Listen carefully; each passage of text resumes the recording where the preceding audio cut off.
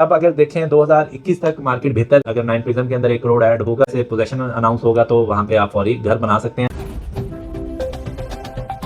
अस्सलाम वालेकुम, उम्मीद है आप सब खैरियत से होंगे। मैं हूं तौसीफ अहमद, सी ऑफ कमाल प्रॉपर्टीज। आज हम बात करेंगे डीएचए फेज 9 प्रिज्म के हवाले से और डिस्कस करेंगे कि डीएचए फेज 9 प्रिज्म की जो मार्केट है वो पिछले साल डेढ़ साल में बहुत ज्यादा वहां पे करेक्शन आई है, काफी ज्यादा प्राइसेस नीचे आई हैं। बहुत सारे लोग तो ये भी कहते हैं कि वहां पे मार्केट क्रैश किया। क्रैश तो हम उसे नहीं कह सकते, लेकिन ऑलमोस्ट 25%, कुछ जगहों पे 30% भी मार्केट डाउन आई है। तो इसकी रीजन क्या है, फेज 9 प्रिज्म में क्यों इतनी ज्यादा प्राइसेस नीचे आई हैं? ओवरऑल वैसे तो मार्केट भी स्लो है, मार्केट में ओवरऑल ही करेक्शन आई है पाकिस्तान की इकोनॉमी के लिहाज से, इंस्टेबिलिटी जिस तरह से रही है। लेकिन फिर भी अगर आप कंपैरिजन करें फेज 6 से या फेज 7 से या फेज 8 के साथ, तो प्राइसेस बहुत ज़्यादा वहाँ पे स्टेबिलिटी काफ़ी रही है। ऊपर की तरफ कुछ प्राइसेस गई हैं या स्टेबल रही हैं, जबकि 9 प्रिज्म में उसके मुकाबले में प्राइसेस काफ़ी ज़्यादा तेज़ी से नीचे की तरफ गई और मार्केट अब भी बहुत ज़्यादा कोई बेहतर नहीं है। एक जगह पे आप कह सकते हैं स्टेबल है या डाउन की तरफ ही है, बहुत ज़्यादा बेहतर मार्केट नहीं है।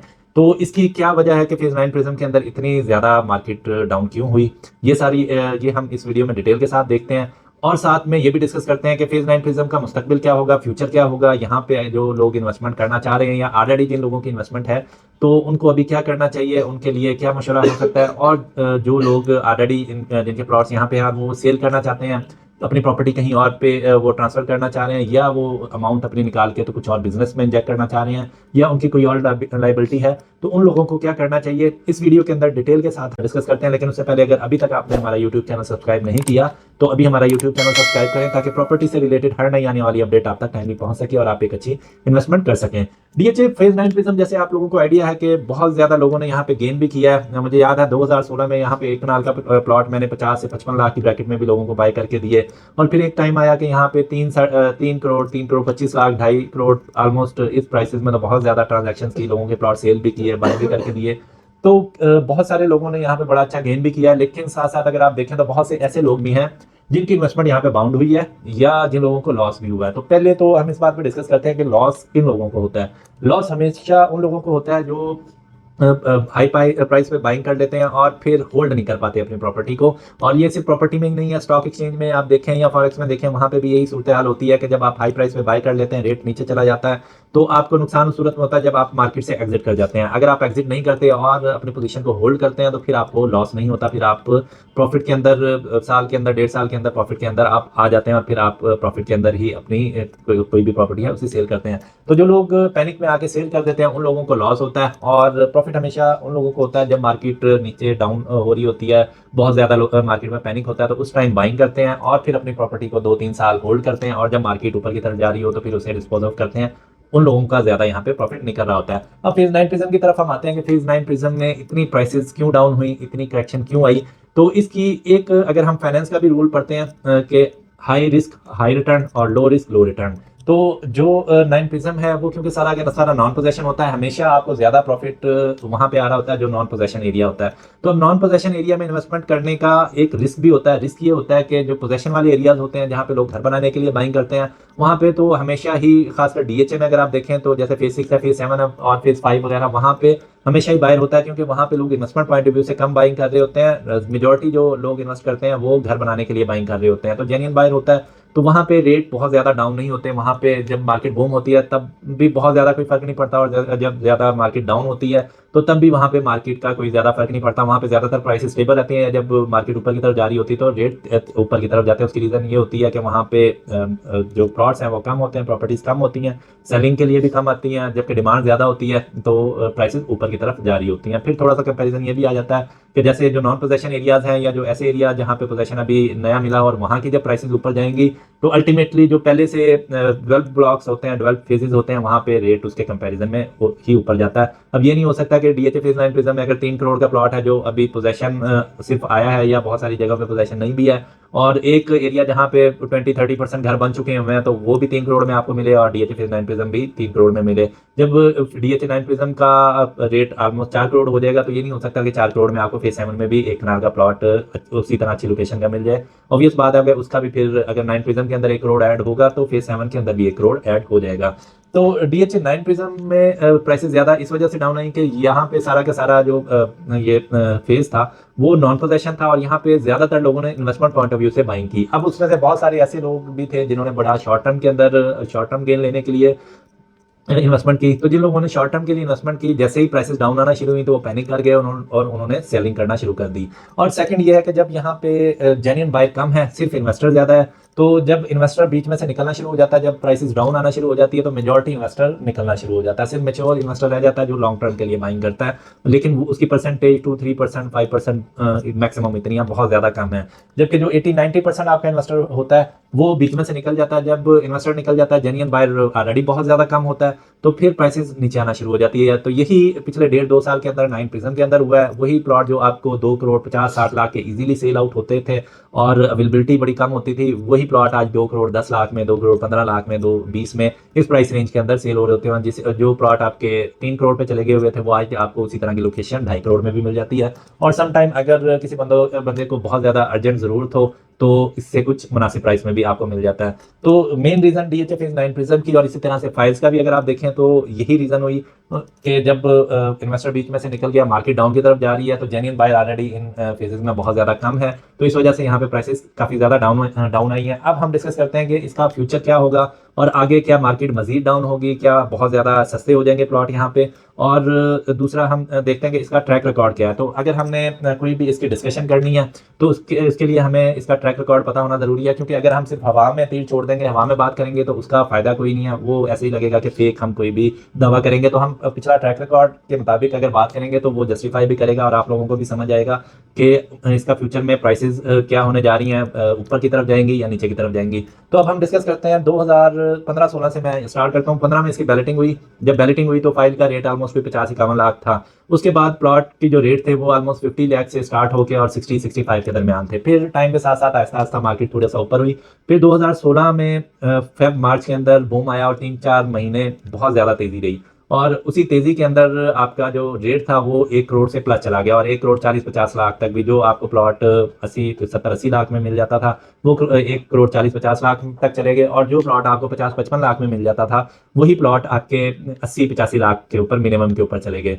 तो उसके बाद फिर कुछ टैक्सेस लगे, गवर्नमेंट ने जो बजट दिया जून के अंदर, तो उसमें कुछ टैक्सेस इंप्लीमेंट हुए, तो जुलाई से मार्केट डाउन आना शुरू हो गई।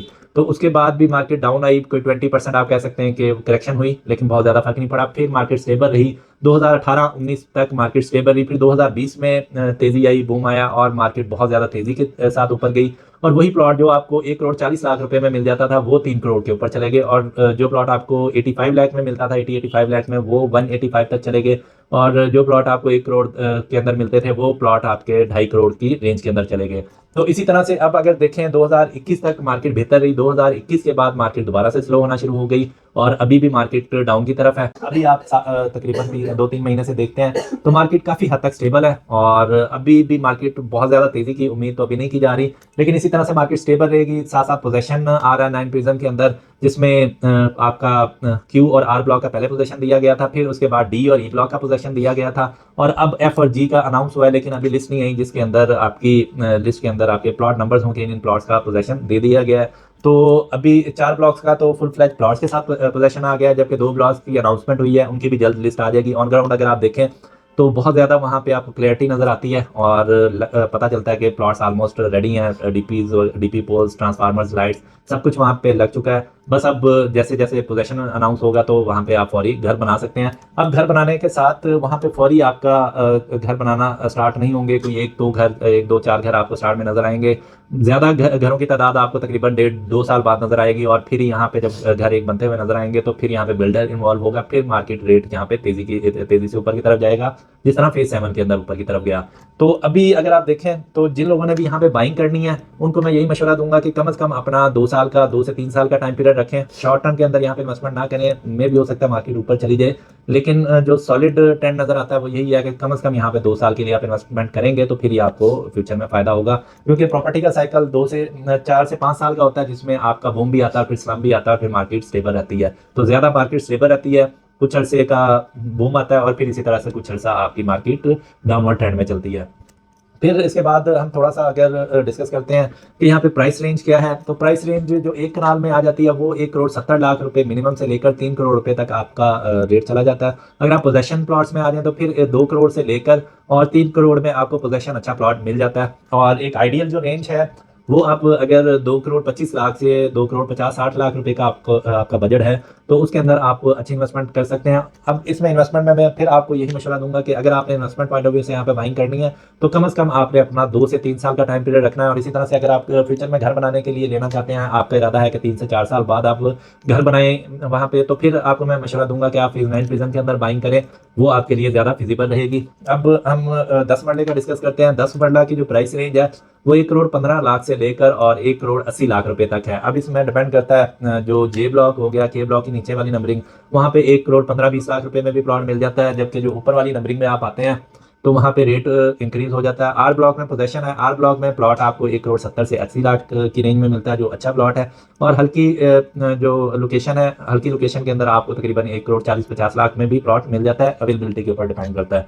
इसी तरह से अगर हम आते हैं सी और आर ब्लॉक में, तो सी ब्लॉक और सी और एफ ब्लॉक में, एफ ब्लॉक की मेन की जो बैक है वहाँ पे 1,30,35,00,000 में प्लॉट मिल जाता है, जबकि जो 80 फीट रोड है वहाँ पे रेट हमेशा से ज़्यादा रहा है, वहाँ पे आपको 1,50,00,000 से 60,00,000 की रेंज के अंदर प्लॉट मिलेगा। वहाँ पे डिमांड के ऊपर डिपेंड करता है और अवेलेबिलिटी के ऊपर डिपेंड करता है। अगर तो वहाँ पे अवेलेबिलिटी ज़्यादा हो एक से, तो फिर रेट नीचे भी मिल जाता है। अगर अवेलेबिलिटी ना हो और डिमांड हो तो फिर रेट ऊपर की तरफ ही वहाँ पे आपको मिलता है। उसके बाद अगर हम 5 मरला की तरफ आए तो 5 मरला जे ब्लॉक के अंदर आपको 55,00,000 से लेकर और तकरीबन 75 से 80 लाख रुपए में अवेलेबल होता है। के ब्लॉक के अंदर अगर हम आते हैं तो के ब्लॉक में जो 1 करोड़ रुपए का प्लॉट था वो ऑलमोस्ट आपको 85 से 90 लाख रुपए में मिल जाता है। वहाँ पे काफ़ी ज़्यादा करेक्शन आई है। इसी तरह से जे ब्लॉक में भी करेक्शन आई थी। यही प्लॉट जो अब 55 लाख में मिलता है, ये पहले 65 लाख रुपए की बेस प्राइस में आपको मिलता था और मैक्सिमम 85 तक रेट जाता था, जो अब आपको 75 से 80 लाख रुपए में मिल जाता है। इसी तरह से फिर अगर हम बात करते हैं आर ब्लॉक की, आर ब्लॉक में पोजेशन है। आर ब्लॉक में जो प्लॉट पहले 1,10,00,000 में मिलते थे वो ऑलमोस्ट अब आपको 95 लाख से लेकर 1 करोड़ में मिल जाते हैं। तो आर ब्लॉक काफ़ी अच्छी लोकेशन है। वहाँ पे अगर आप पोजेशन प्लॉट बाय करते हैं तो 80, 85, 90 लाख रुपए तक आपको अच्छा प्लॉट मिल जाता है। फिर थोड़ा सा अगर ऊपर जाते हैं तो 95 से 1 करोड़ में भी मिल जाता है। तो अगर आप 5 मरला बाइंग करना चाह रहे हैं तो आर ब्लॉक की लोकेशन वाइज भी बहुत बहुत अच्छा है। एक्सेस उसकी बहुत अच्छी है, 9 टाउन से उसकी एक्सेस है। फिर बेदिया रोड से भी उसकी एक्सेस है, जो हडियाला डेन की तरफ से रोड जा रहा है। फिर वहाँ पे मेजॉरिटी एरिया उसका क्लियर है। मेजॉरिटी 5 मरला की वहाँ पे मेजॉरिटी 5 मरला की कटिंग दी गई है। तो ओवरऑल एक बहुत अच्छा ब्लॉक है तो 5 मरला के हवाले से। तो वहाँ पे अगर आप बाइंग करेंगे तो वो आपके लिए फ्यूचर में अच्छी, आपके इन्वेस्टमेंट पॉइंट ऑफ व्यू से बेहतर रहेगी और घर बनाने के लिए भी वो आपको बेहतर लोकेशन है। इसी तरह अगर 1 कनाल आप आर ब्लॉक में लेते हैं तो वहाँ पे 1 कनाल की प्राइस काफ़ी ज़्यादा मुनासिब है और बिल्कुल स्टार्ट में आ जाता है 9 प्रिज्म के क्यू ब्लॉक के बिल्कुल साथ। तो वहाँ पे आपको 2,25,00,000 रुपए में अच्छा प्लॉट मिल जाता है, तो वो भी आपकी इन्वेस्टमेंट पॉइंट ऑफ व्यू से बेहतर रहेगा। अब हम डिस्कस करते हैं कि वो लोग जो अपना यहाँ से प्लॉट सेल आउट करना चाहते हैं तो उनके लिए मैं यही मशवरा दूंगा कि अगर तो वो साल 1.5 साल मिनिमम होल्ड कर सकते हैं तो फिर तो उन्हें अभी होल्ड करना चाहिए। अगर कोई अगले 6 महीने के अंदर भी उनकी कोई लाइबिलिटी है और वो अगले 2-4 महीने के अंदर सेल आउट करना चाहते हैं अपने प्रॉपर्टी को, 9 प्रिज्म के प्लॉट को, तो फिर मैं उन्हें यही मशवरा दूंगा कि फिर वो चाहे अभी अपना प्रॉपर्टी सेल करना शुरू कर दें, जो अभी भी मार्केट का रेट है उसके मुताबिक डिमांड करें, तो अभी सेल कर देंगे तो अभी भी आपको ऑलमोस्ट वही रेट मिलेगा जो अगले 5-6 महीने बाद आपको मिलेगा। मे भी हो सकता है कि मार्केट थोड़ा और भी करेक्शन दे, तो बेहतर है कि थोड़ा सा वेट करने के बजाय आप अभी सेल आउट करें। और अगर साल 2 साल वेट कर सकते हैं तो फिर मैं मशवरा दूंगा कि आप वेट करें। फ्यूचर में उम्मीद है कि चीज़ें काफ़ी बेहतर हो जाएंगी और यहाँ पे रेट ऊपर की तरफ जाएगा जैसे जैसे पोजेशन आता जाएगा, घर बनना शुरू होंगे। जैसे क्यू ब्लॉक में अगर देखें तो 4-5 घर आपको बनते हुए नजर आ रहे हैं, तो इसी तरह से जैसे जैसे आगे पोजेशन आएगा तो और घर बनते हुए नजर आएंगे, तो चीज़ें काफ़ी बेहतरी की तरफ रहेंगी। उम्मीद है हमारी आज की वीडियो आपको पसंद आई होगी। इसी तरह की अगर आप मजीद वीडियोस देखना चाहते हैं तो हमारी वीडियोस को लाइक करें और हमारे यूट्यूब चैनल्स को सब्सक्राइब करें। और प्रॉपर्टी के हवाले से आपकी कोई भी क्यूरी हो, कोई भी आप इन्वेस्टमेंट एडवाइस लेना चाह रहे हो, तो हमारे दिए गए नंबर पे आप कॉल भी कर सकते हैं और व्हाट्सएप लिंक भी हमारा डिस्क्रिप्शन में दिया गया है, वहाँ से डायरेक्टली आप हमें व्हाट्सएप पे भी कॉन्टैक्ट कर सकते हैं। और अगर कोई भी एरिया कोई आप चाह रहे हो कि किसी इन्फॉर्मेशन आप कोई किसी भी तरह की चाह रहे हो, किसी भी फेज़ की, तो उसके ऊपर आप चाह रहे हो कि हम प्रॉपर वीडियो बनाएं, तो आप हमें कमेंट करें, हम उसकी वीडियो भी बना देंगे। और अगर आप डायरेक्टली एडवाइस लेना चाह रहे हो तो लाजमी हमें कॉन्टैक्ट करें। Thank you so much. अल्लाह हाफिज़।